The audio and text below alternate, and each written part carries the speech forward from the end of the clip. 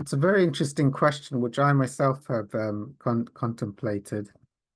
How do you hold your spiritual values if you're in six groups of people or situations where lots of people are holding opinions or saying opinions which are not in integrity and are against my values?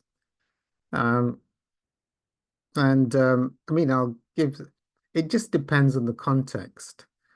And I think I'll give you an example. I was in 12-step groups where I think they're destroying the original Big Book message and putting in basically atheistic therapy stuff and basically revoking their allegiance to God and just making it, their allegiance is now to secular atheism. And I was sort of speaking up in the groups, but then it was shown to me that there's no point. I mean, they've all chosen to not follow spiritual principles as a group, and it's pointless for me to be in such an environment and say that um, they've all ditched the solution for something that won't work because they feel better in doing that. So, and I think, I haven't been to a 12-step group for some weeks now. I've left rather than keep watching the fall of the spiritual message in these groups. And I do, I mean, it's not my business, but if they go below integrity, these groups, then that's up to them. So in such a situation, I've decided to leave for the time being. And so I think it's when do you actually speak up and stay and stand your ground? And when do you actually think, well, I'm just going to leave this place. There's no point. I think it's a prayer and meditation, and if you've got a mentor thing to do. I mean, Gandhi is probably the most one of the most stunning examples at level 700, an enlightened mystic standing for the truth against the whole British Empire, for the principles that all men are equal by their divinity and should be able to cast their own vote, against the whole British Empire, and he stood for truth. That's the calibration 700 as an enlightened mystic, a little skinny man against the whole British Empire, and he was willing to starve himself to death in protest. He's willing to be in jail.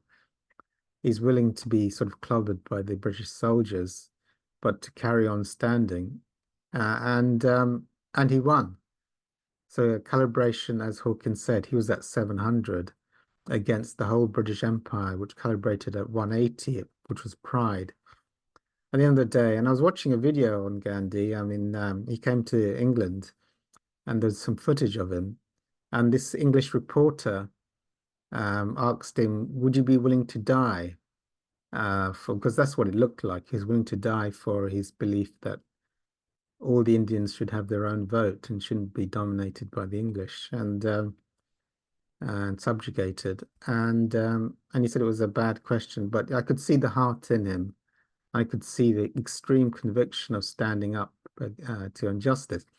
So I think sometimes you do, and I mean, I'll give you an example where I've chosen, I sort of, I was kind of hollering that the 12 steps are being diminished by totally reversing the message from surrender to God to just an atheistic secular mishmash in groups. And I was very unpopular. The atheists were very angry. But anyway, I've decided to leave those groups for the time being. I think it's common sense for me that God has a different, rather than fighting something there, I have a different mission to fulfill for God in my contract to God. So, and that's not it, in the 12 steps. So I think in general, I mean, this is my view. I mean, going to places where everyone's gossiping everyone's into just conspiracy theories and just negativity. Um, I don't think it's actually useful being there. I mean, Hawkins says stick to holy company and avoid anything that's negative. I think that's very wise advice. Um, you know, Also, as I've shared in these videos, you go to these groups, they're playing gangster rap music in the background. Your energy, you don't know what you're listening to. You don't know what energies you're subscribing to and what belief systems you're taking on board when you're not aware. So I just don't think it's worth it. I think you know, for me, like if my thing is to get to enlightenment, being in groups of extreme negativity with people who are, I mean, alcoholics enjoy other alcoholics and other drug addicts like taking drugs with other, drug party, whatever. It doesn't mean I want to be there and tell them they're wrong. And people who like gossiping could probably come together in huge gossip groups, but I don't particularly want to go in the middle of them and say gossiping is not spiritual. I don't necessarily think that's a useful use of my time. Even though I do think Gandhi, I mean, he is an inspiration in standing up for truth and spiritual principles when he's called to do so by God. So, so I think that's a great question. I think it's nuanced, and yeah, it would require prayer and mentorship maybe. Okay, but great question.